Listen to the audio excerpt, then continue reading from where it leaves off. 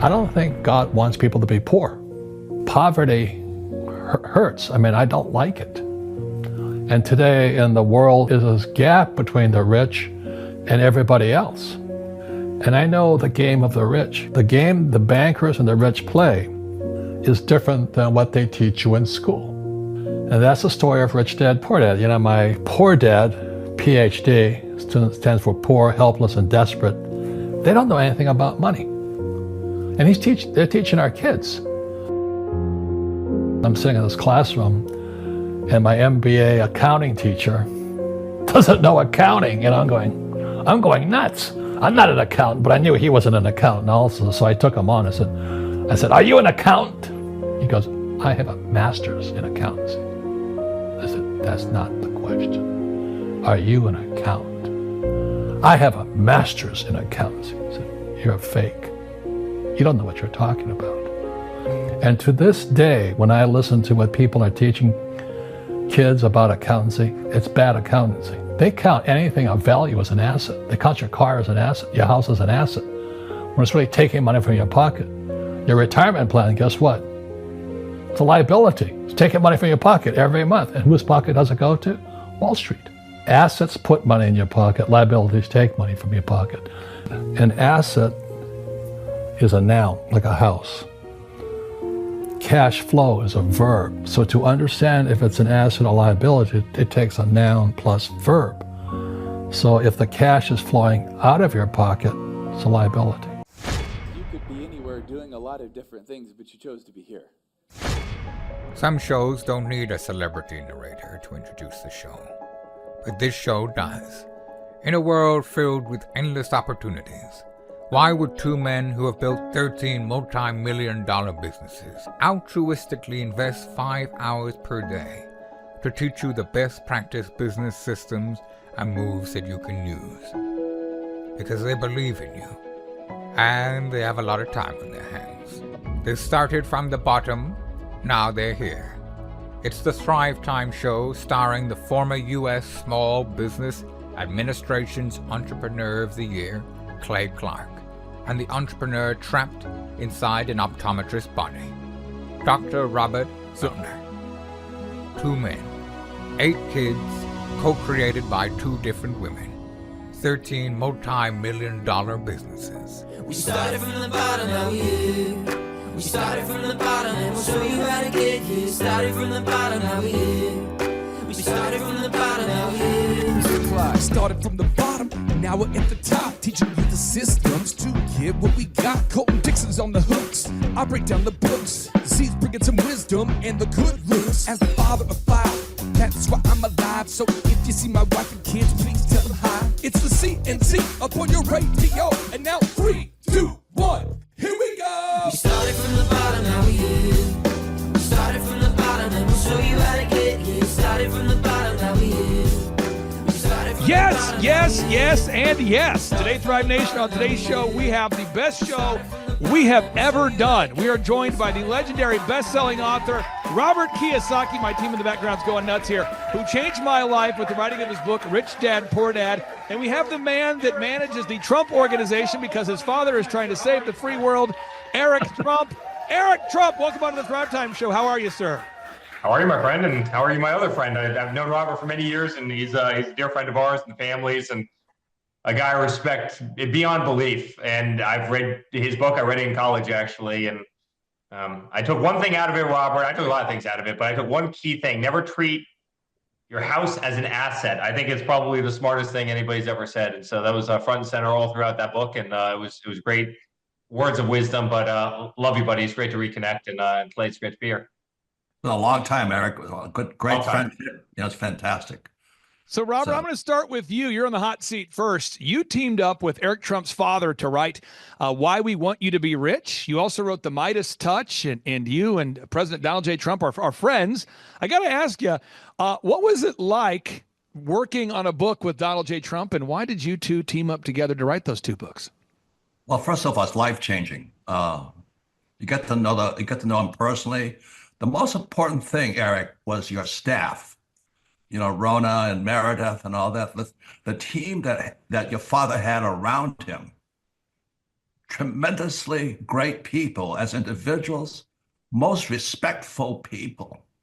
It was fantastic. And this is the picture here I've used, Make America Rich Again, with the two books.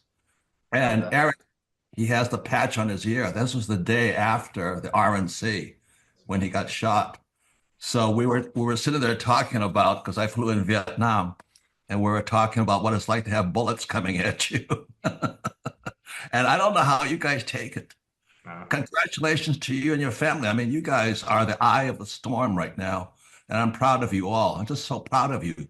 Your father's got so much guts, and he and I are the same age. I get tired of watching him on TV. I get exhausted. How does he keep going? I sent him a text message, this morning, and I just said, "Hey, you've literally energized all of America. Like, America's back. Like, our patriotism's back. Our energy is back.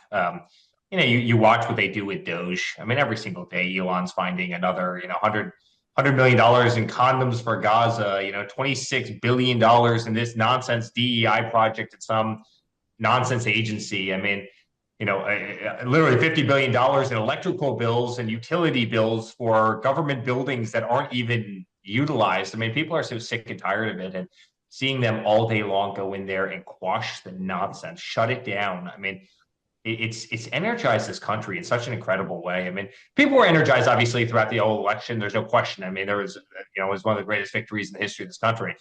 But now people are sitting there and watching exactly what you said, his energy.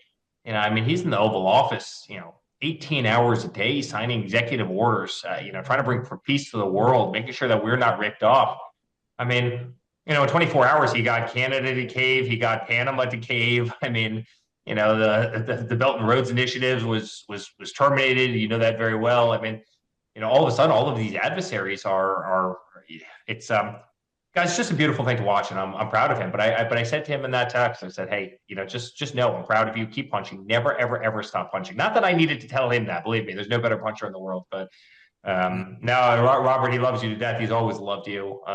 You guys did a lot of great work together, and he's always considered you a great friend. And I know you've been proud of him. And Clay, you know this very well. You and I have spoken about this 1,000 times, but one of the things he told me right before he was going down that escalator is we're going to find out who our true friends were. And I have to say, we were disappointed by the vast majority.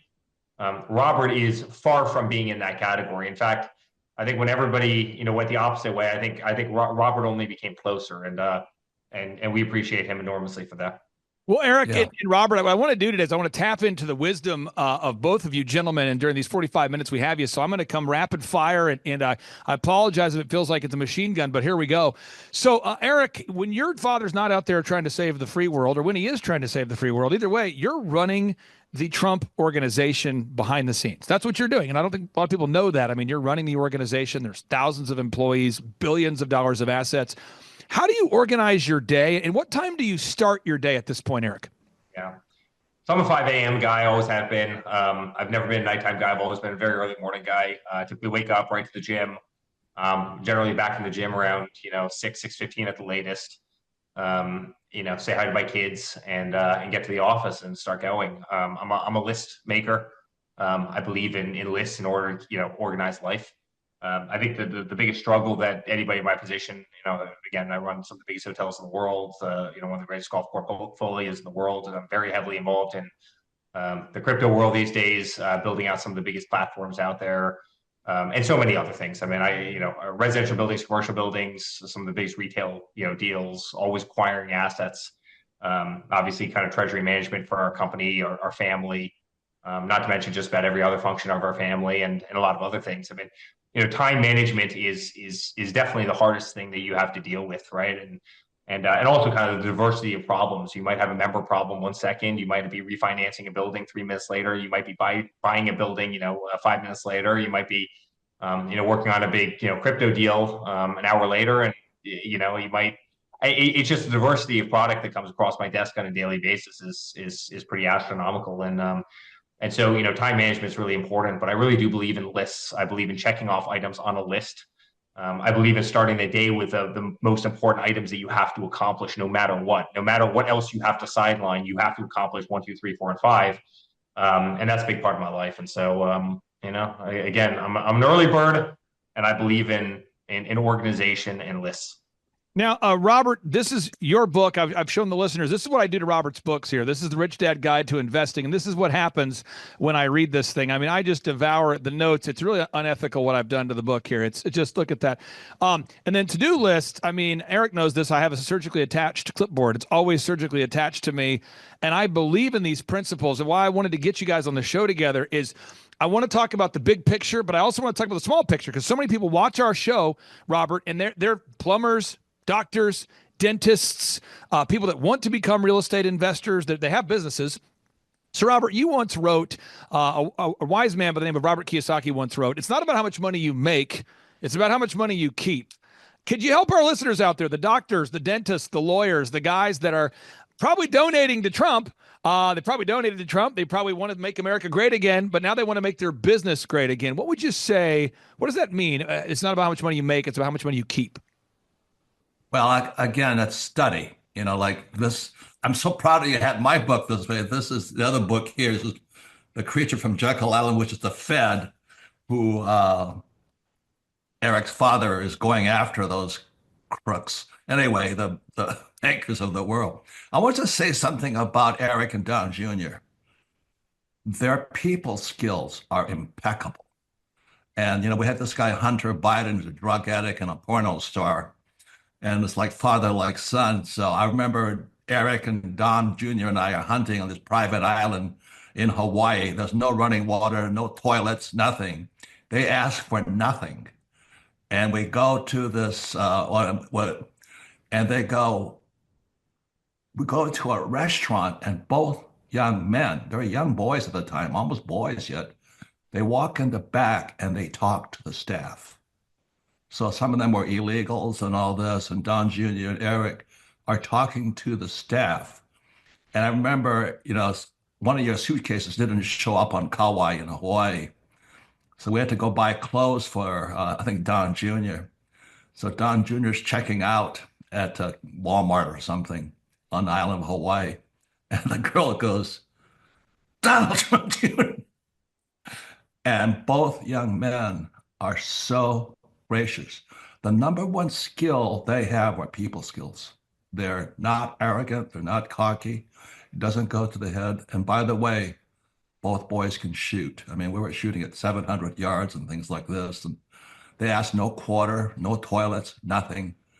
We're eating raw fish and all this stuff. They just keep going. Their people skills are impeccable. So that's what I want to say about it. The success. Now, Eric, I got to ask you this because the first time I'd ever been to the Trump Dourals when we hosted a Reawaken America event there, and I checked in, and the team that runs that property, it is next level. And I never went to the golf club under the previous management, but you guys renovated the entire thing. I've seen the photos.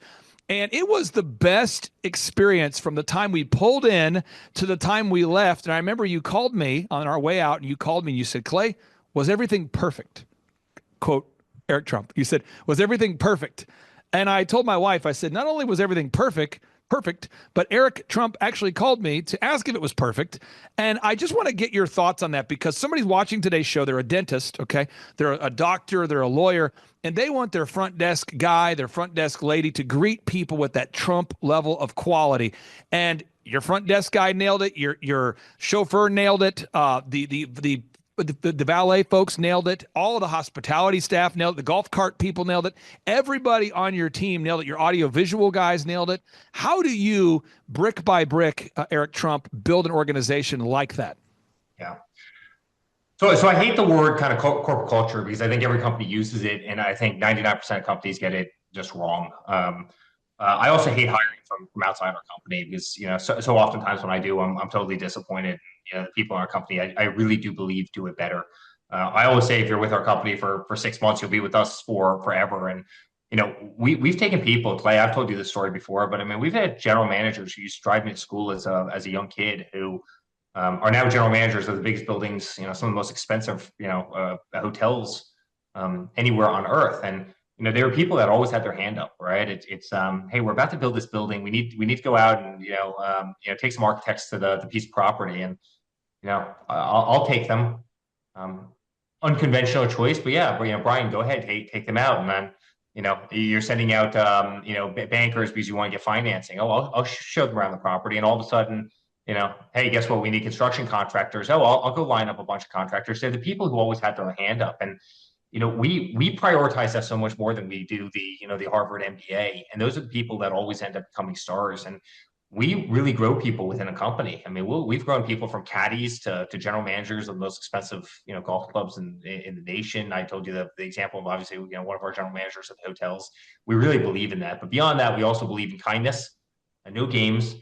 We're the first people to laugh and have the greatest time. But I don't think you'll come across an employee in our company at any property in our country that does, in our portfolio that doesn't know me personally.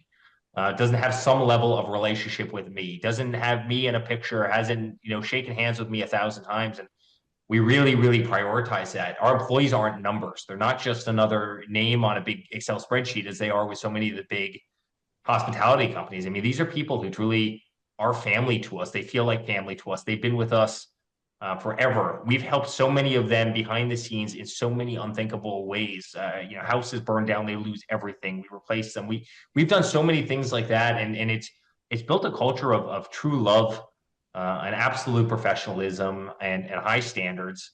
And it's very hard for companies to replicate that. It takes decades to do. This isn't something you could do in a 6-month period of time. It really takes a lot of time, but it also takes a lot of heart and soul. It takes a lot of meaningful effort. You can't fake this. It doesn't, right? People see sincerity, and I really think I have the best team in the world. It's why no one ever leaves the company, and I'm incredibly blessed and fortunate, and I think it's why the company runs so well. But it's also why in unthinkable times like politics, where they're doing everything they can to destroy your life, to destroy your family, to destroy your company, the company performed as well as it did, and really was able to sail through those rough seas kind of undeterred. Is because I have an amazing team, and it's single-handedly the most important thing to me. Nothing even comes close. Their people skills are impeccable. They're impeccable. I said, one of the first things that hit me when I went to work with, the great Donald Trump in New York, I'm going, wow. And it was a staff. It was Rona, Meredith, and your father's bodyguard, Keith. They're the most respectful people. And that's where it starts. I want to let you, I need to improve upon that, obviously, but boy, they're impeccable. Hey, Rona was with us for 25 years, and Norma was with us for 30 years, and Keith was with us for at least 20 years. And no, it's you have to care. You have to care. You have to treat people well. You have to be able to laugh. You have to be able to take your job seriously, but you also have to give people flexibility in life. You have to be there in the darkest moments of their life. One of my guys, he just lost his father 2 days ago. Really sad case. This guy who's very close to me in our corporate office right here. His father was from New York. We didn't tell him anything about it. We loaded up the big Trump plane, and every single person from our corporate office flew to New York. And all of a sudden, we showed up and out in the middle of Long Island, and he sees us one by one walking in to his father's funeral, and he just couldn't believe it. Every single person in our corporate office, and he broke down in massive amounts of tears. And was it hard to get to? Yes, it was very hard to get to. Did we have much time to put the whole thing together? No, not at all. When he saw one person after the other walk in, right, that's what makes family. I was on a business trip 2 days ago when a little girl of one of our people who's in interior design got super sick and had to be rushed to the emergency room. One of our department heads here in this office that I'm sitting in right now went to the hospital, spent the entire night with the baby on her chest. This is another colleague's baby literally on her chest. They were sending pictures to all of us every hour. It doesn't happen at most organizations. People wouldn't want to give up their night. They wouldn't want to give up that glass of wine, the time with their own kids, the time with their husbands. And again, it's not something you can fake. I mean, every company brags about it, but most of the companies that brag about it are totally full of crap, right? They do so with a couple catchy words, that's written in some pamphlet. We don't have those pamphlets. We're there, we do the right thing, and it truly is a very large family, and I'm incredibly proud of that. Now, Robert, I wanted to brag on Eric. I want you to hear this story. This is a true story. Eric, stop bragging on me, guys. It makes me totally uncomfortable. I do much better when people throw fire and hate at me than when people brag. I'll throw hate on you at the very end. All right, perfect. Throw hate on me. But no, you and I did 20 plus of these Reawaken America events together. And what would happen is we would go into a city, and specifically we were going to Oregon. And so we go to Oregon, and we're talking a week before the event. I find out that the local venue caved because of the political pressure, and they canceled the event. So I contacted my wife. I contacted everyone I could think of, and I found a guy with a minor league baseball stadium. And he said, you could rent my parking lot. And I got a quote. It's going to be $600,000 to erect a structure, but I can get it done. That's the only way. And we'd already sold the tickets. Eric, you were already coming. And what gave me confidence, Eric, is I knew that you would be there because for the Pennsylvania Reawaken event, I think you had a flight that got canceled and you drove there in a rental car. And was this Portland? Yeah, that was in Portland. Yeah, remember, we also had Antifa that were trying to attack us for doing absolutely nothing wrong. And Clay calls me up. Robert, you'll love this. Clay calls me up, and there's like a big Antifa. He's like, we have a little Antifa problem. I would understand if you didn't want to show up. I go, no, I'm committed to this event. Like, I'm going to go. If we have to get in a fight with Antifa, I guess we're going to be, but no, I promise you I was going to be somewhere. And if I said we're going to be somewhere, we're going to be somewhere. And that was, it was actually a beautiful event, Clay. That was pretty amazing. The love in that blue state was astronomical. It was, one of the most memorable of the whole series. Well, this ties into a question I have for Robert Kiyosaki. Robert Kiyosaki, a wise man by the name of Robert Kiyosaki, once wrote, "Winners fail until they succeed. Losers quit when they fail." I have these kinds of quotes in my mind all the time, whether it's a Donald J. Trump quote, where it's, if you're going to be thinking, you might as well be thinking big, or it's a Robert Kiyosaki quote of, "Winners fail until they succeed. Losers quit when they fail." I just want to see if you could speak life into the entrepreneurs watching this that may be up against something, a tough payroll, a tough inflation situation they're fighting, a tough competitor. What do you say, Robert? Well, life is about problems, you know what I mean? And the problems are gifts. So they challenge you to get smarter, better, challenge yourself. And I meet some academic. I'm glad your father wants to shut down the Department of Education on top of U.S. aid. I'm going, God, they're a bunch of criminals. I mean, our test scores are going down and they want more money. I mean, that's criminal. But anyway, our school systems really need to teach lessons such as that, not this woke stuff and we're all losers and guys, the white guys like you guys pick on us. I'm going, so what? That's life. Grow up. And I think that's really what is necessary, is that I don't know what's going wrong inside our academic systems, but I've always been after them. So when your dad, Eric, said he's going to shut down U.S. aid, I mean, those guys are assisting the guys coming across the border. And then the Department of Education, my God, we don't need enemies. You know what I mean? We don't need enemies, but your father has the guts to take them on. So when you see him, tell him I'm proud of him. I'm very proud of him. Well, hey, when USAID decides to give hundreds of millions of dollars to Pakistan, all while they're harboring Osama bin Laden about 300 yards away from their equivalent of our West Point, when they're sending $100 million to Gaza for condoms, when they're sending money to every country who's absolutely ripping us off, who is buying every product from China, who's buying Iranian oil, who's buying Venezuelan oil, who's buying Russian oil, who's, we protect, who's putting tariffs on the United States, who won't import American products, who won't visit this country, who send us nothing in the time of natural disasters and other issues that we have right here. Yet we have hundreds of billions of dollars going out the door to them. It's infuriating. Obviously, it's infuriating to you, Robert. Believe me, it's infuriating to me and my father, and frankly, any sane-minded person in this country, who would much rather see those resources allocated to our own society. And it's the good news is, my friend, those days are over.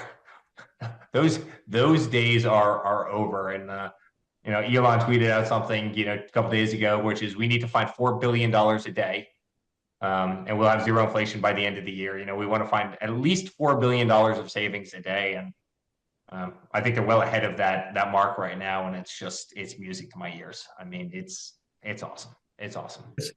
Eric, it's more than saving money. You're stopping people who are anti-American. Of course. That is so courageous. I've got a Well, question. and there's a second part to that, Robert, too. I mean, so much of the cost-saving measures actually comes with kind of redeploying, the usefulness of people, right? And you have 2.5 million government employees, and the vast majority of them don't even go to work. They haven't showed up at work, and they're work from home, and they don't have much of a job. They're working second, third jobs in so many cases, and this kind of bloat on top of bloat on top of bloat, and that's not the case of all, but but many. And by cutting out that inefficiency, then guess what? That person's going to become the next entrepreneur. That person's going to go find and create the next product. They're going to come up with the next innovation. They're going to, use the time that was otherwise wasted as being paid for by the U.S. government to go achieve something great, to work in private industry, to go create the next widget or the next small business. And you're actually going to see kind of a talent flourish.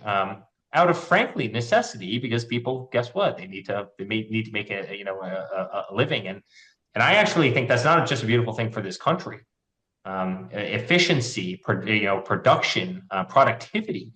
I actually think it's a beautiful thing for them personally, because I think they're going to be a hell of a lot more fulfilled building something, creating something, being part of a team that makes something than they would otherwise getting a blank check from a government. Which is underutilizing that very talent. Now, I want to ask you guys this question real quick, because this is a business question, but I promise this relates to what you guys were talking about. You have this legendary management philosopher, Peter Drucker. Many people have read his work. I know I have. And he talks about what gets measured improves, or what gets measured gets managed, or you measure what you treasure. You could have all different ways to say the same thing, but it's really what gets measured gets done. And I find that, Eric, you're fastidious about tracking things. So are you, Robert Kiyosaki. And now you're seeing the Doge and Elon Musk. They're tracking. They're looking for government waste. And both of you appear to be disappearing. So I was talking to Laura. I was on the phone with Laura, your incredible wife there, Eric. And I said, your husband is looking more aerodynamic. What is going on? Because your wife is a fitness champion of some sort. So she's like a freak athlete. I mean that in a good way. And she said he flipped the switch. He's all in now, Clay. I knew he flipped the switch. He's all in. And Eric, I mean, you've been dialed in on this diet where it seems like you're really measuring what you're eating. You're really focused. Your father appeared to be evaporating as he was getting closer to the election time. He appeared to be getting younger. I mean, everybody was commenting. He looks 10 years younger as he's getting closer to the election. Robert Kiyosaki, you're also locked in on a health kick here. So I want to go to you, Eric, first on this. What role has dialing in on your personal fitness had in your life here in the last few years? Because it's been noticeable. I know it's a big part of your life. Talk to us about that.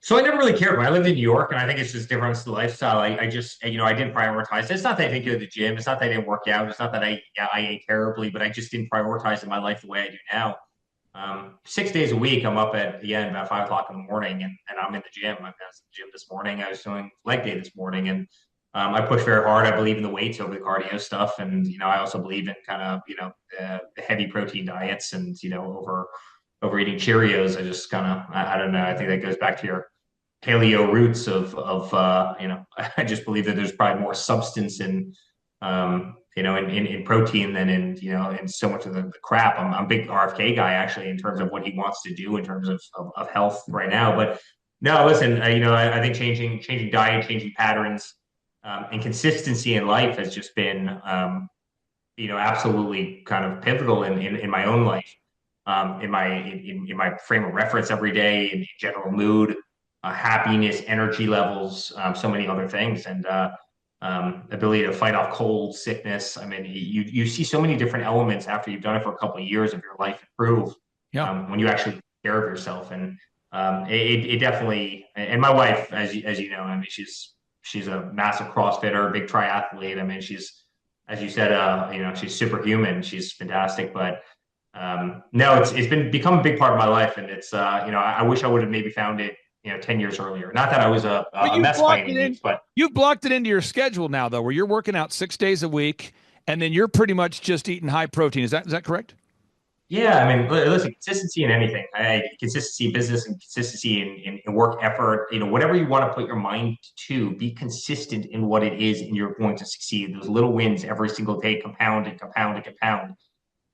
And that compounding effort and effect create something that's very special in life. I really believe in consistency. And a lot of people aren't. I mean, a lot of people will wake up 5 o'clock one morning because they have to, and they'll wake up at 11 a.m. The next day. I think it's really hard for for habits to be consistent when you have these massive kind of variations in life. And so I try and be very formulaic in life. It's probably part of my OCD, ADD personality. I think it's why I'm very good at building. Right? It has to be. It's there's sequence, and that's just become a big part of the sequence of my life. Robert Kiyosaki, you have been really aggressive about fitness. You've actually done interviews where you've talked about it. And again, I want to go back to this idea that whether you're talking about a business, growing your barber shop or growing your jewelry store or growing your real estate portfolio, we do have to treasure what we measure. We measure what we treasure. We do have to do that. I want to get your thoughts about fitness and just your approach right now, Robert, because I know it's a big part of your life. Well, my message is that what you spend, not how much money you make, what you spend it on. And I spend it on coaches. I'm basically lazy. I know that I'm Hawaii. I'm a surfer. So I want to hire somebody who's going to kick my butt. And my assistant Sandra hires these guys, and they're all about your age, but man, they have no mercy on my body. And they have me doing exercises and this. And so I spend my money on people who will push me farther than I would go on my own. And so I'm a very big advocate of coaches, having people who will ask you to do what you're not willing to do.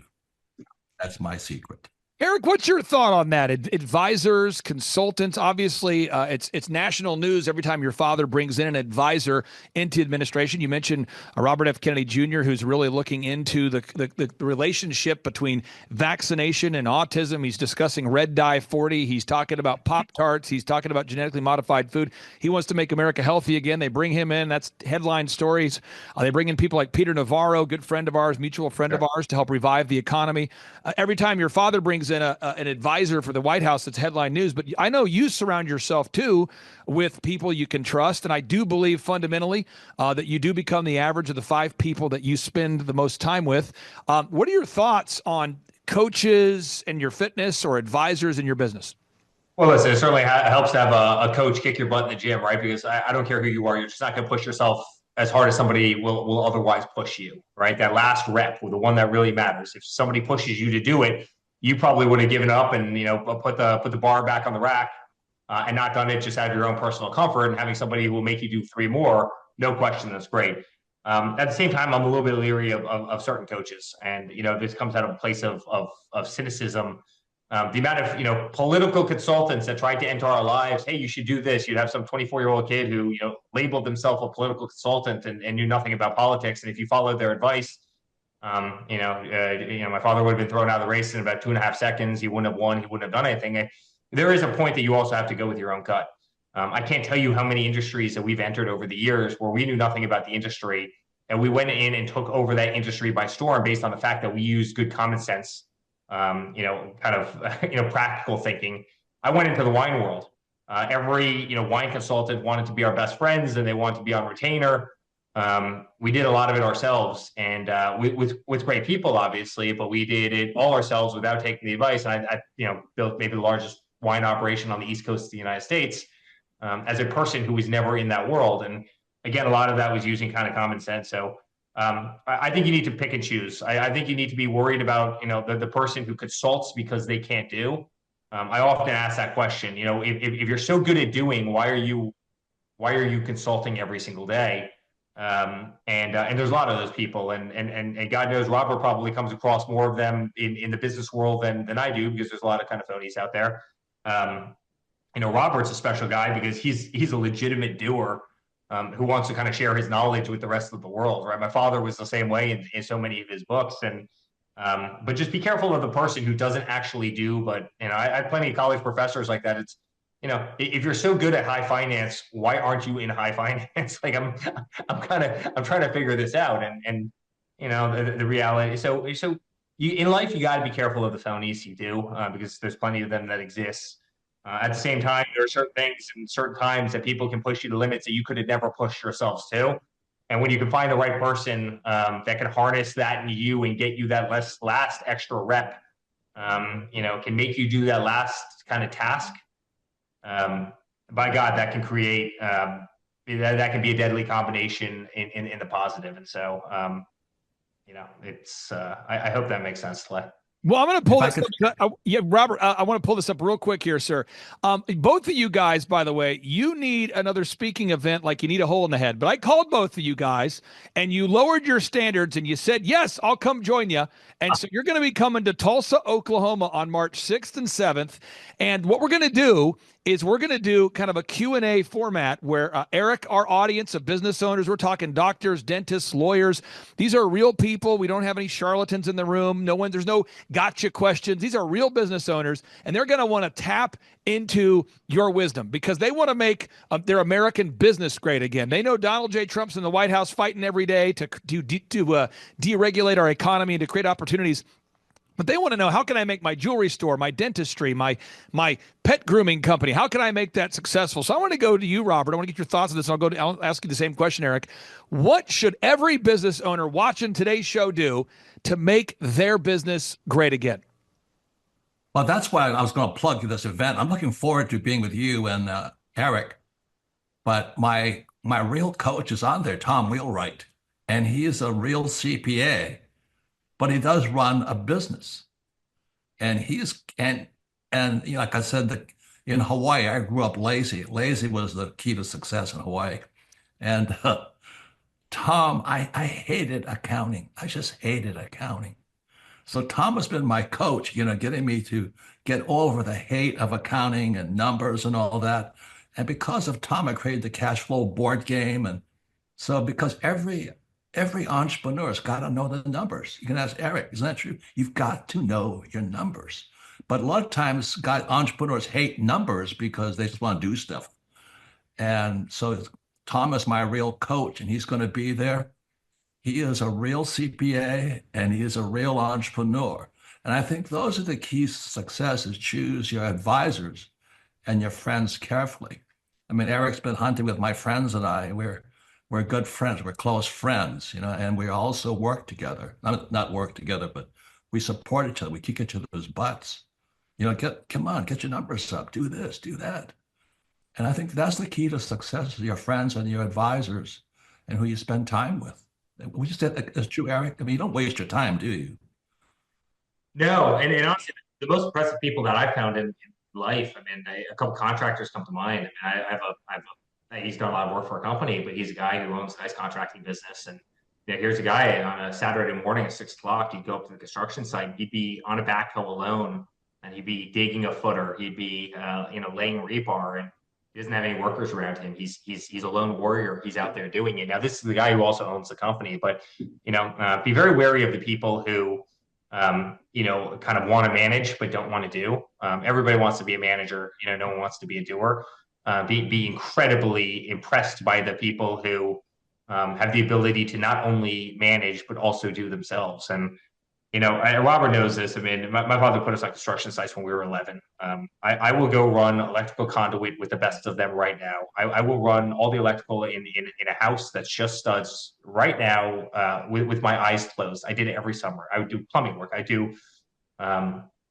would do carpentry with the best of them. I could run machine. He literally wanted to kind of ingrain that in us. And we see so many contractors now who will try and rip us off, and we actually have the skills and we understand the lingo. And listen, that hole is not going to take you 9 hours to dig. It's going to take you about an hour. And the reason I know this is I've been in that hole, digging that hole. I that tree is not going to cost $4,000 to cut down. You know why? Give me that chainsaw right now, and I'll have it on the ground in about 2 minutes.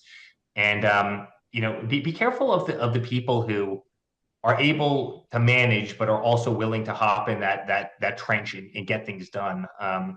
But also be very leery of the person who just wants to be the kind of conductor for a bunch of people who also want to be the conductor, who want to be the conductor for people who also want to be the conductor. It doesn't work, right? That system breaks down very quickly. And so, I've always found that in life, find the people who can and elevate those people. Now, 7 minutes to go and 2 final questions. So here we go, Eric. Brazil, Russia, India, China, South Africa, the BRICS bloc. They've been hoarding the Earth's gold for the past 17, almost 18 years in preparation to introduce some sort of gold-backed currency. Your father recently posted on Truth Social that, and I'm summarizing, I'm paraphrasing, that he's aware of BRICS. and that BRICS needs to dial back this rhetoric of trying to replace the dollar as the world's reserve currency. Robert Kiyosaki, you talk about it often on your Rich Dad radio show and podcast. So I want to get your thoughts, Eric, on the future of money. Kind of a big topic, but what are your thoughts on the future of money, specifically gold and crypto, sir?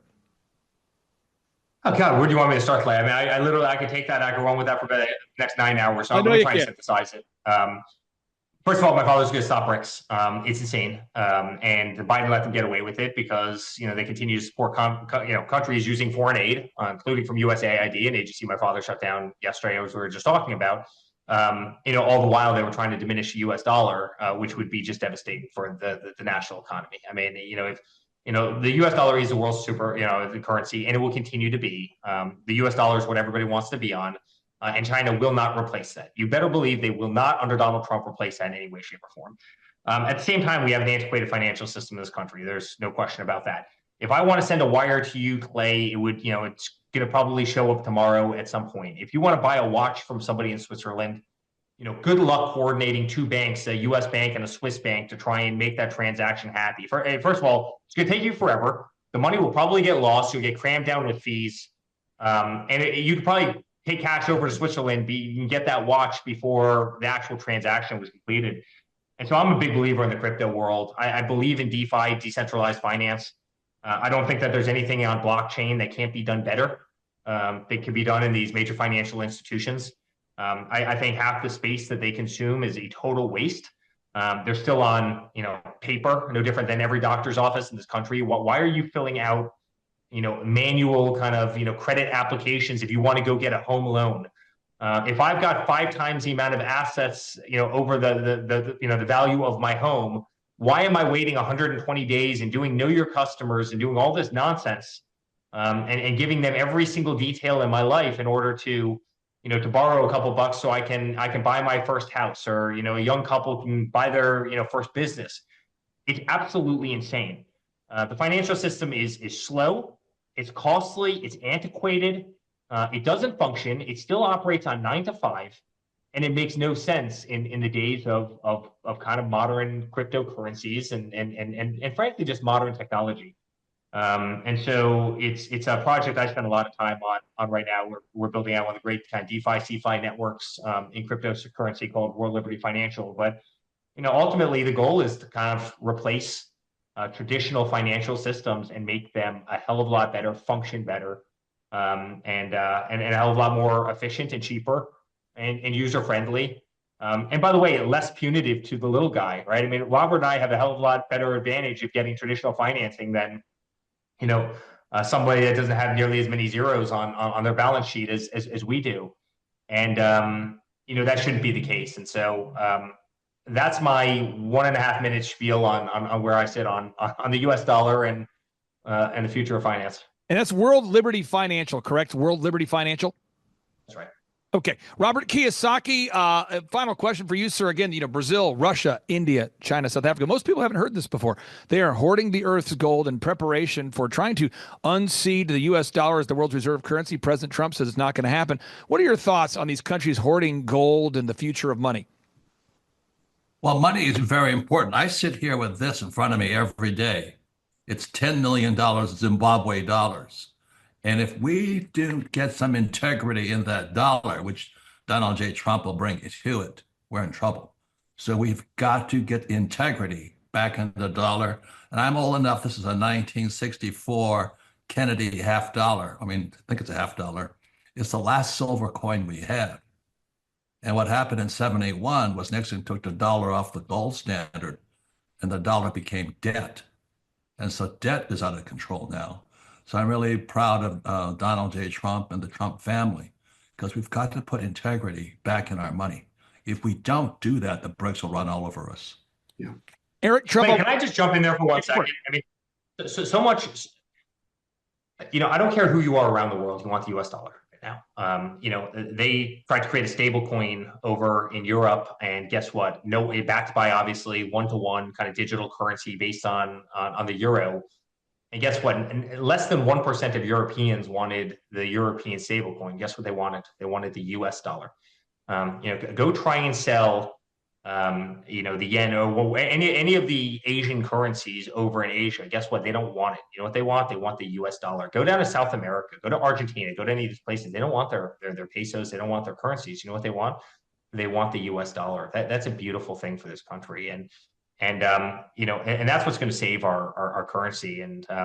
We have the greatest currency in the world. The problem, as Robert alluded to, is when you're sending trillions and trillions of dollars on absolutely nothing, a year, when you're sending $200 billion every, 2 minutes over to Zelensky over Ukraine. So that beautiful young Russian and Ukrainian boys can shoot each other in the head at point blank ranges and trenches. When you fail to invest in your own infrastructure, when you fail to invest in your own country, when you become, kind of drunk pirates in the way that you spend in your fiscal responsibility, that's what causes that Zimbabwe dollar. And by the way, Robert, since you held up that $10 million note, it's probably worth half of that in the last 10 minutes since we've spoken, because their inflation is absolutely out of control. Biden allowed that to happen. He allowed that to happen with the war on energy. He allowed that to happen with his reckless spending. We have to have normalized inflation, 1.5% inflation, 1% inflation, max 2% inflation. We've got to get back to the fundamentals of our economy. And we can do so long as we stop the BS. That's exactly what you've seen over the last week. The bullshit has ended, and that's going to prop up this U.S. economy. Eric, and I was in Zimbabwe when it collapsed. I was on a hunting trip out there, and they call them the war vets. They started taking over white farmers' ranches and things like this. It's terrible. If you go to Victoria Falls, and you've been there, and I've been there, but if you go to Victoria Falls, you can literally, as you walk across the falls, you'll have some kid come up and ask you for $1 to sell you like a $1 trillion Zimbabwe note. And it's because they had compounding, 1,000% inflation over and over and over again on a monthly basis for a period of 15 years. And it can't happen. We can't allow that to happen to the United States of America. Listen, we lose the entire value of our country if we're not if we're not the predominant sought after currency of the world. That's why BRICS is a massive threat to the United States. The good news is we're still the biggest economy. We're the largest. Everybody wants to trade with the United States because not only are we the largest economy, we've got the most wealth. We consume the most products. Congratulations. You want to try and embrace BRICS? We're not going to trade with you. We're not going to buy your crap. We're not going to buy your product. Congratulations. Those countries are out of business, right? And anytime anybody kind of is critical of these tariff threats or tariff wars, I can't tell you how effective they've been, because they stopped that in its tracks. They stopped it in its tracks because guess what? BRICS isn't more important to those countries than the United States consumer. It's just not. The United States consumer will win every single day because it's more powerful. And it's nice to see that come to kind of a screeching halt. But Robert, throw some fire in on this one, because I know you're incredibly passionate about this topic. Yeah, I'm very passionate. When I was in Zimbabwe and it collapsed, I still have nightmares thinking about it. The whole place came apart, and then the warlords took over. Yeah, they started taking over white farmers' ranches and all this. It was terrifying. I was there for like 3 weeks, just going, "What the hell is happening?" And I said, "Am I looking at America as we keep printing money?"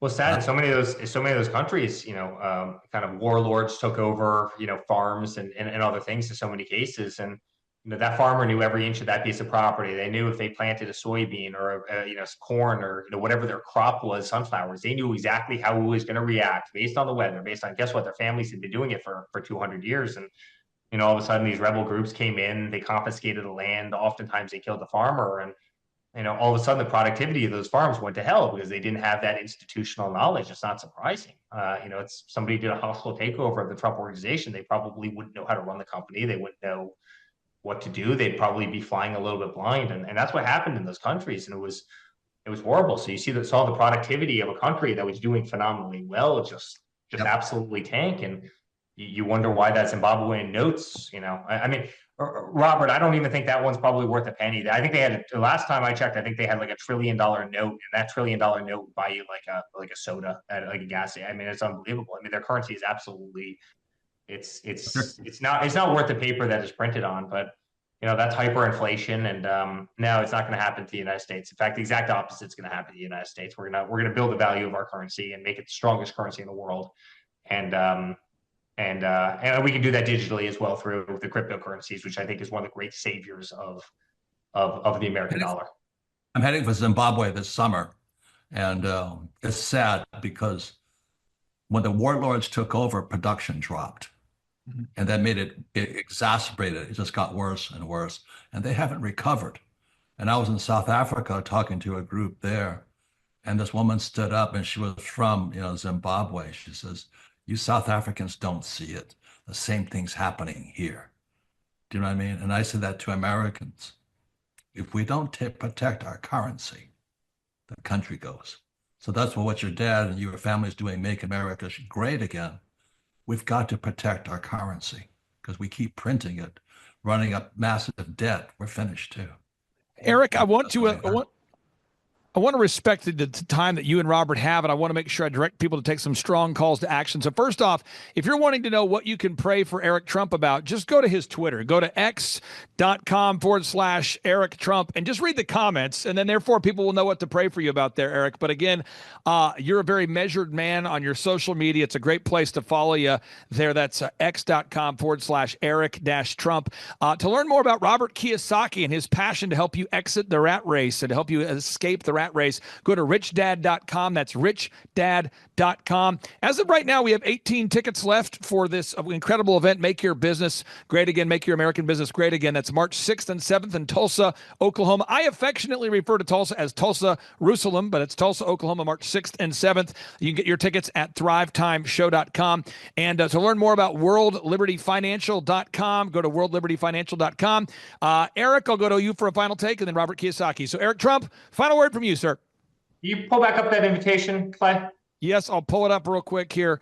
Let me pull it up right now. And here we go, pulling it up and scrolling it down. There we go. Yep. My final take to all the people out there is Clay picked the absolute worst picture of me that I've ever seen. I think I just saw a ghost or something there. Clay, come on. Look how good Robert looks. By the way, Clay, you don't look that great in that picture. You've got better pictures of yourself. But, look how good Robert looks, and look how good that other guy on the right looks. Look how bad Clay looks, and look how bad I look. Come on, Clay. Listen. Pull it together, brother. I have a poster in my office that you've seen, Eric. It's right behind me on my glass screen, right behind my glass window here. And it says, I quoted you, it's Eric quote, and it says, "My name is Eric Trump, and I haven't approved this message, but I might if I've read it, and I'll still find something wrong with it." So I appreciate your eye for detail, and that will be fixed here with the— You're blurry, Clay. Look at you. You're blurry, and you look angry. Maybe it's your Zoom angle, but we'll fix it in 90 seconds. Okay, so Robert Kiyosaki, sir, what's your final word there, sir? Oh, the most important you have is your education, what you put in your head. So we've always constantly importing data and information. So that's why I'm looking forward to Tulsa, because I go there to learn also. I'm not one of these speakers who knows it all. I come to learn. So I ask that you come to Tulsa and learn to learn. Thank you. Thank you guys so much for carving out time. Eric, I'll send you an updated flyer in T-minus 30 minutes, and you will love it. And no Photoshop will be needed. I'll just find a great photo of your cranium, and we'll get that updated for you. Love you, buddy. Take care, Robert. Great to see both of you. Bye, guys. Looking forward to seeing you again. Thank you, my friend. Clay, my honor to be on your show. And thank you for all you do. I hear the ripple effects from you are good ripple effects. You know what I mean? People rave about what they learned from you. So congratulations. And we went from expecting maybe 250,000 this year to we're at 400,000. Hi, I'm Kelsey with K&D's Woodward Finishing, business owner at 23. So I've been working this K&D's company for about 5 years now, and we started working with Thrive not too long ago. And we went from expecting maybe 250,000 this year to we're at 400,000. That's what we're going to hit or exceed. So we're pretty excited about that. It's been pretty much just listening to what they have to say. Their hiring process has just really been incredible as far as finding good quality help, and the just the accountability of meeting up with them weekly, and like such good insight, the resources that they have for specific business questions. It's all been really incredible. It's been a great experience, so I would recommend it to anybody. Hi, I'm Amy Cheney. My husband and I are owners of Cheney Construction here in Pampa, Texas. And I was a little skeptical at first because my husband's tried to do things like this before.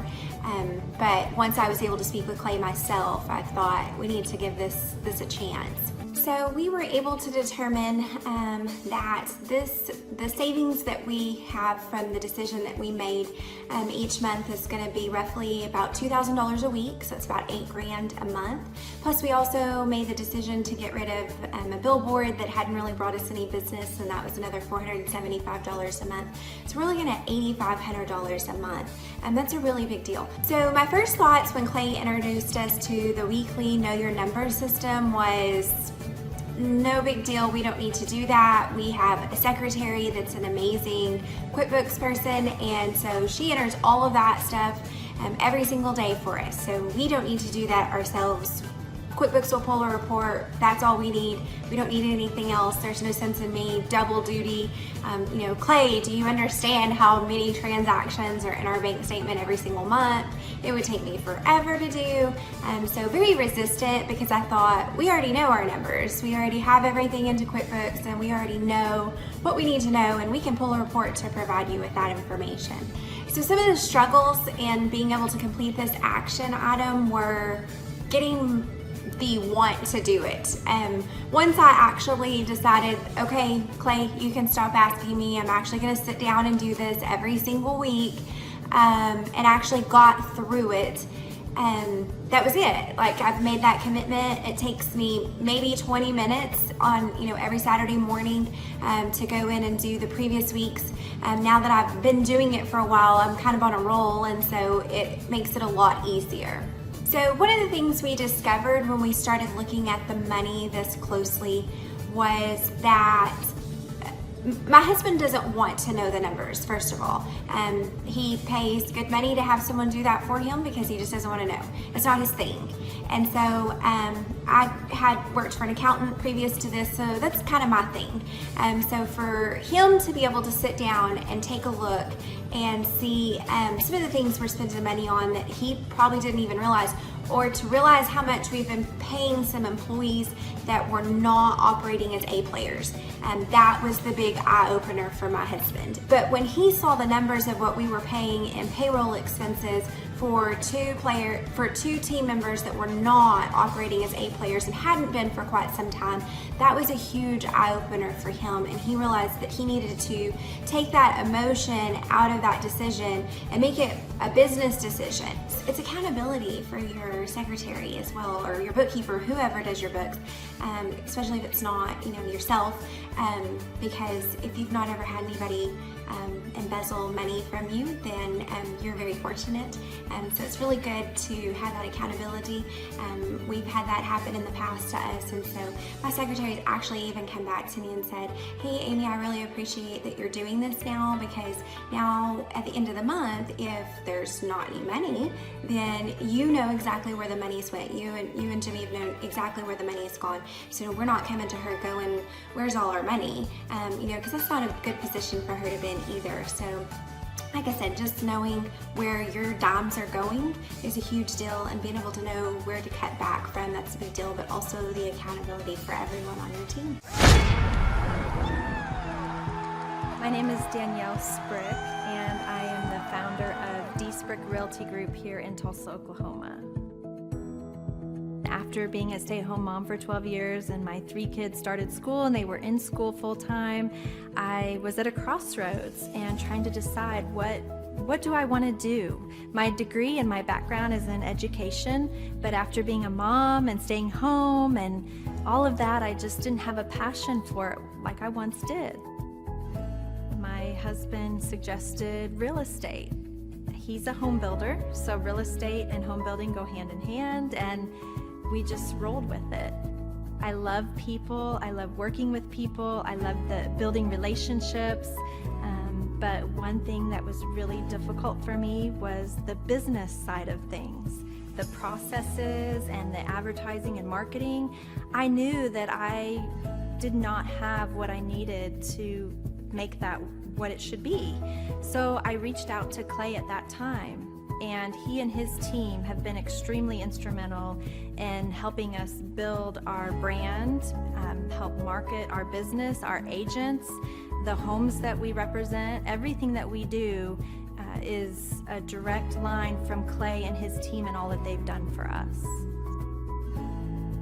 We launched our brokerage, our real estate brokerage, 8 months ago. And in that time, we've gone from myself and one other agent to just this week, we signed on our 16th agent. We have been blessed with the fact that we right now have just over 10 million in pending transactions. 3 years ago, I never would have even imagined that I would be in this role that I'm in today, building a business, having 16 agents. But I have to give credit where credit's due. And Clay and his team and the business coaching that they've offered us has been huge. It's been instrumental in what we're doing. Don't ever limit your vision. When you dream big, big things happen. I started a business because I couldn't work for anyone else. I do things my way. I do what I think is in the best interest of the patient. I don't answer to insurance companies. I don't answer to large corporate organizations. I answer to my patient, and that's it. My thought when I opened my clinic was I can do this all myself. I don't need additional outside help in many ways. I went to medical school. I can figure this out. But it was a very, very steep learning curve. Within the first 6 months of opening my clinic, I had a $63,000 embezzlement. I lost multiple employees. Clay helped us weather the storm of some of the things that are just a lot of people experience, especially in the medical world. He was instrumental in helping with the specific written business plan. He's been instrumental in hiring good quality employees, using the processes that he outlines for getting in good talent, which is extremely difficult. He helped me in securing the business loans. He helped me with web development and search engine optimization. We've been able to really keep a steady stream of clients coming in because they found us on the web.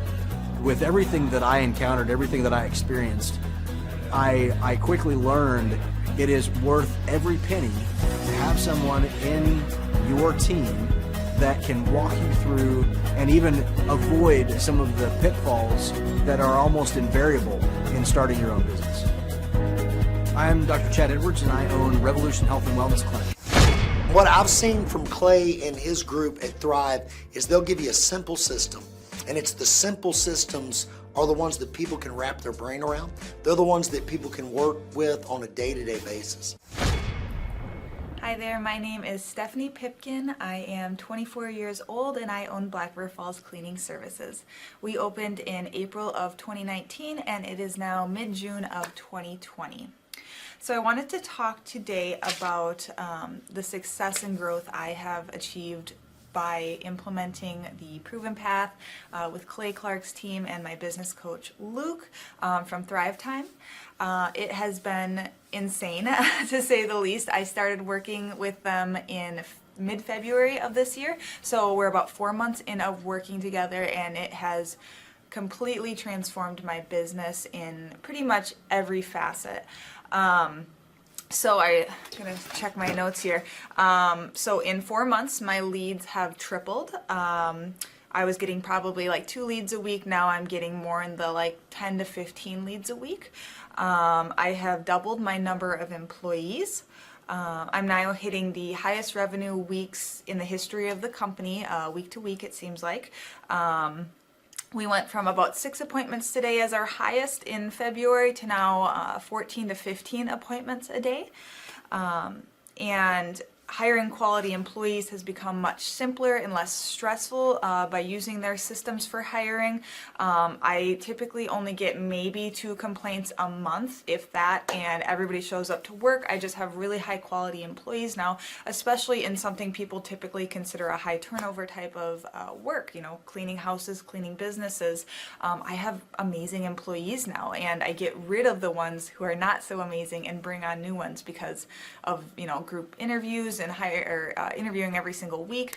It's just been great and such a I don't waste as much time on low quality candidates anymore. And your coach will hold you accountable. I mean, which I love. Again, the tough love is really great. You know, Luke's like a stern father figure, but he's also nice, but also stern when he needs to be, when I'm being lazy and not doing the things that I know I need to do because I don't want to do them. So that's just great. Worth every penny. I mean, I'd pay him $1 million a month if I can, and maybe someday I'll be able to, but I would just say go for it. If it seems like a good fit, just go for it. Do what they say, even if you think it's stupid or ridiculous, just do what they say because it'll work. You know, people, when they look at my business, you know, people in my town, they think I'm lucky. They think I'm just, you know, things just happen for me. And, you know, maybe I am lucky, but it has a lot to do with hard work and, you know, perseverance and, you know, working till you cry sometimes. That's just being an entrepreneur, which if you're a business owner, you understand that. But it's having these systems in place of, you know, of course I'm going to be successful. It's an absolute because I have all this stuff in the background happening, and I have Luke and Clay and everybody on their team working really hard to make sure that I'm a success. And I can tell that they are just so excited every single week when I'm having all these wins and things like that. They're so excited for me. So it's the best thing ever, and I would suggest to anybody to work with them. So sorry for the long-winded reply, but I just had so much to say, and I could go on for hours probably about how amazing they are. But thank you to Clay and Luke and the entire team there, everything you guys have done for me, and I am so excited to continue to work with you for years to come. Thanks so much for watching. My saying is, if it's important to you, hire a coach. And I think that's one of the reasons people are not successful is they eat a cheeseburger instead of hiring a coach, you know what I mean? And so my coach pushes me. They're younger than me. They push harder. They're trained. And as my rich dad always said, you know, amateurs don't have a coach, but professionals always have coaches. So I've always had coaches for whatever was important. And, you know, my rich dad was one of those persons. I wanted to learn how to play Monopoly in real life. So he was my coach. Well, Carter, you know, we have an opportunity here at the Thrivetime Show to work with some really great business owners, people that are actually serious about growing their company. They go to thrivetimeshow.com and they reach out to schedule a free 13-point assessment. And oftentimes I hop on the phone with these folks and we figure out if they're a good fit. And once we start working with a client, our goal is to help the client to actually grow their actual business. And on today's show, we're joined with a man who we've had the opportunity to work with. The company's called NWA Gutter Perfection. And my understanding, Carter, is that they're up over 60%. Is that right? I would say that's correct, yes. DJ, welcome on to the Thrivetime Show. How are you, sir? Good. How you doing, Clay? I'm doing great. So for anybody out there who is doubting whether you're a hologram or not, what's the name of your company, sir? Gutter Perfection. How did you guys first hear about us? Do you know? It's actually a friend of mine found out about your business conferences there, and then we went there. And I guess I was sold the first conference we went to. If you go to nwagutterperfection.com, you can see they're a real company. They're a real business. They really are growing. What markets do you service there, DJ? For people out there that might be looking for your services, what's the market area that you service? Pretty much all of Northwest Arkansas, Bentonville, Springdale, Fayetteville, Rogers, you know, the little surrounding towns there too. And again, if you go to the website here, folks, nwagutterperfection.com, you can see they are a real business, real people having real success. DJ, I really do appreciate your time today, sir, and we'll talk to you soon.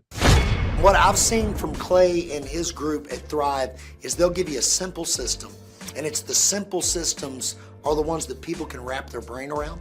They're the ones that people can work with on a day-to-day basis. And that simplicity brings power with it.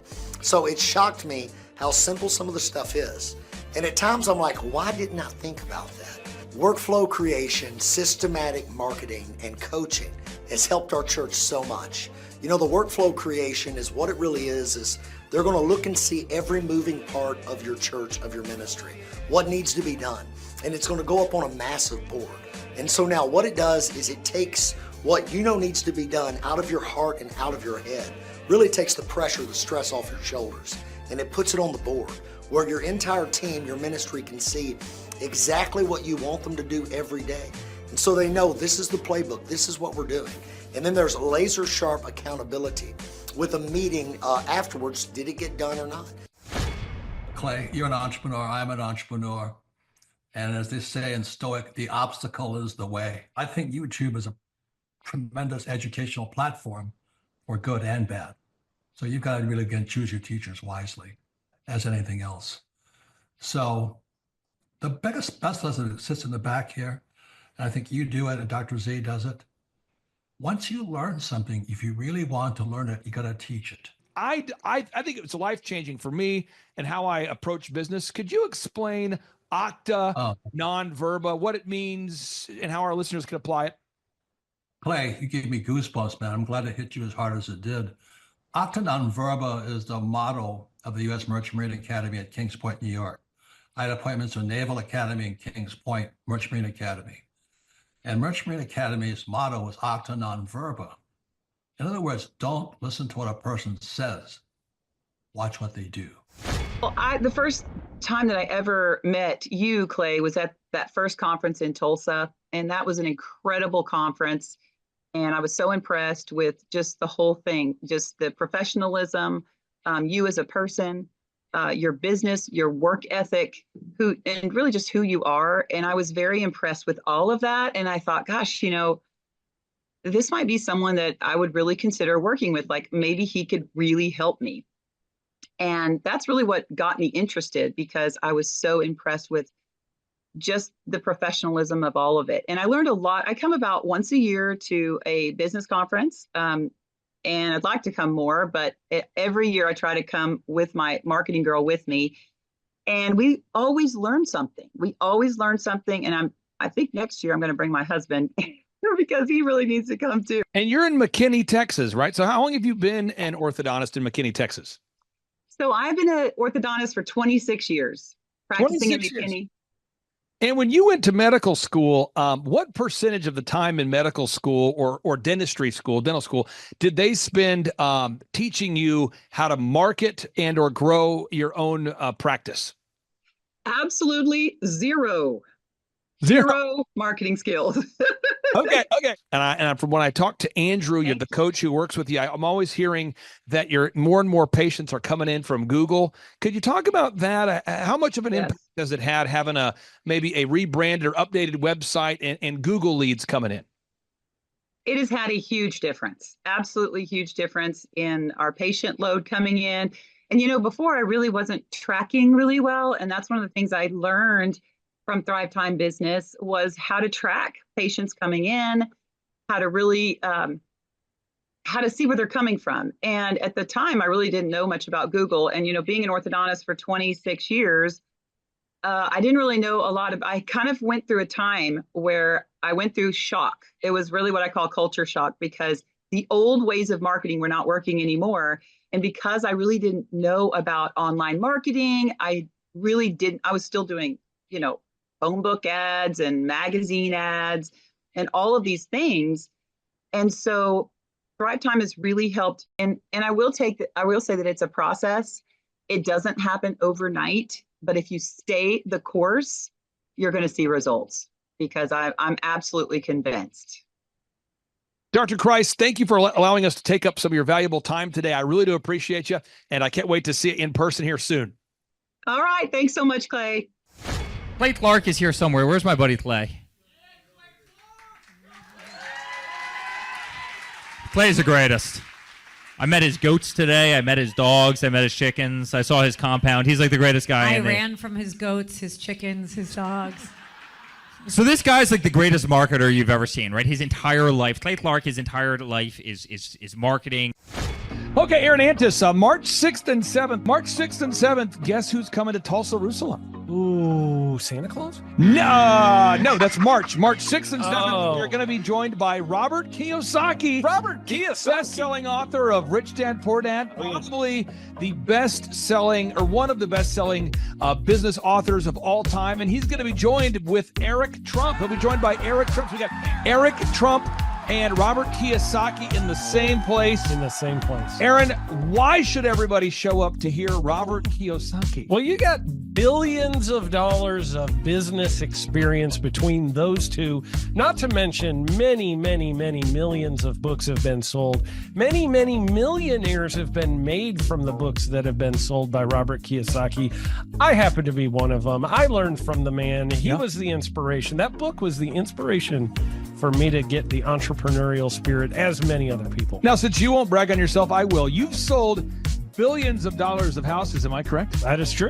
And the book that kickstarted it all for you, Rich Dad, Poor Dad. Rich Dad, Poor Dad, the author, the best-selling author of Rich Dad, Poor Dad, Robert Kiyosaki, the guy that kickstarted your career. Yeah, he's going to be here. He's going to be here. I'm pumped. And now Eric Trump, people don't know this, but the Trump organization has thousands of employees. There's not 50 employees. The Trump organization, again, most people don't know this, but the Trump organization has thousands of employees. And while Donald J. Trump was the 45th president of these United States and soon to be the 47th president of these United States, he needed someone to run the companies for him. And so the man that runs the Trump organization for Donald J. Trump, as he was the 45th president of the United States and now the 47th president of the United States, is Eric Trump. And so Eric Trump is here to talk about time management, promoting from within, marketing, branding, quality control, sales systems, workflow design, workflow mapping, how to build. I mean, everything that you see, the Trump hotels, the Trump golf courses,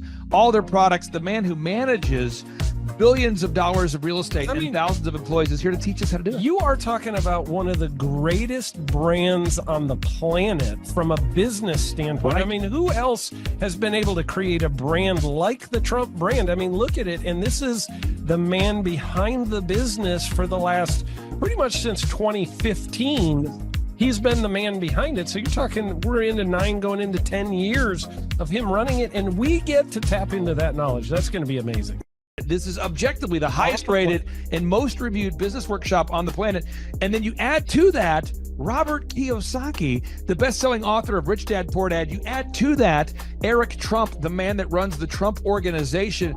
You add to that Sean Baker. Now you might say, but Clay, is there more? I need more. Well, okay, Tom Wheelwright is the wealth strategist for Robert Kiyosaki. So people say, Robert Kiyosaki, who's his financial wealth advisor? Who's the guy who manages, who's his wealth strategist? His wealth strategist, Tom Wheelwright, will be here. And you say, Clay, I'm not going to get a ticket unless you give me more. Okay, fine. We're going to serve you the same meal both days. True story. We cater in the food, and because I keep it simple, I literally bring in the same food both days for lunch. It's Ted Escondido's, an incredible Mexican restaurant. That's going to happen. And Jill Donovan, our good friend, who is the founder of Rustic Cuff. She started that company in her home, and now she sells millions of dollars of apparel and products. That's rusticcuff.com. And someone says, I want more. This is not enough. Give me more. Okay. I'm not going to mention their names right now because I'm working on it behind the scenes here. But we've got one guy who's given me a verbal to be here. And this is a guy who's one of the wealthiest people in Oklahoma, and nobody really knows who he is because he's built systems that are very utilitarian, that offer a lot of value. He's made a lot of money in the it's where you rent. It's short term. It's where you're renting storage spaces. He's a storage space guy. He owns the what do you call that? The rental, a storage space. Storage units. This guy owns storage units. He owns railroad cars. He owns a lot of assets that make money on a daily basis, but they're not like customer facing. Most people don't know who owns the mini storage facility, or most people don't know who owns the warehouse that's passively making money. Most people don't know who owns the railroad cars, but this guy, he's given me a verbal that he will be here, and we just continue to add more and more success stories. So if you're out there today and you want to change your life, you want to give yourself an incredible gift, you want a life-changing experience, you want to learn how to start and grow a company, go to thrivetimeshow.com. Go there right now, thrivetimeshow.com. Request a ticket for the 2-day interactive event. Again, the day here is March 6th and 7th. March 6th and 7th, we just got confirmation. Robert Kiyosaki, best-selling author, Rich Dad Poor Dad. He'll be here. Eric Trump, the man who leads the Trump Organization. It's going to be a blasty blast. There's no upsells. Aaron, I could not be more excited about this event. I think it is incredible. And there's somebody out there right now, you're watching and you're like, but I already signed up for this incredible other program called Smoke Your Way to Thin. I think that's going to change your life. I promise you this will be 10 times better than that. It's like I picked the wrong week to quit smoking. Don't do the Smoke Your Way to Thin conference. That is, I've tried it. Don't do it. Yeah, chain smoking is not a viable. I mean, it is life-changing. It is life-changing. If you become a chain smoker, it is life-changing. Not the best weight loss program, though. Right, Like, not really. So if you're looking to have life-changing results in a way that won't cause you to have a stoma, get your tickets at thrivetimeshow.com. Again, that's Aaron Antis. I'm Clay Clark, and reminding you and inviting you to come out to the 2-day interactive Thrive Time Show workshop right here in Tulsa, Oklahoma. I promise you it will be a life-changing experience. We can't wait to see you right here in Tulsa, Oklahoma.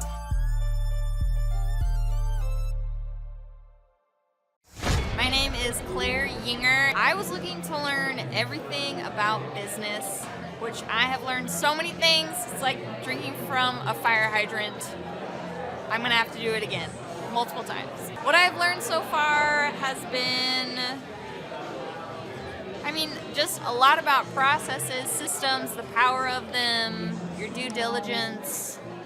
The list could go on and on and on. Well, listening to Clay is very entertaining because he is entertaining, but also just meeting all the different people and having time and space to you're learning a lot, but then also being able to discuss with other people what they're learning and just getting different perspectives. So very entertaining, very funny, very thorough, but also could be random because it's full of a lot of stories, but it's also intentional.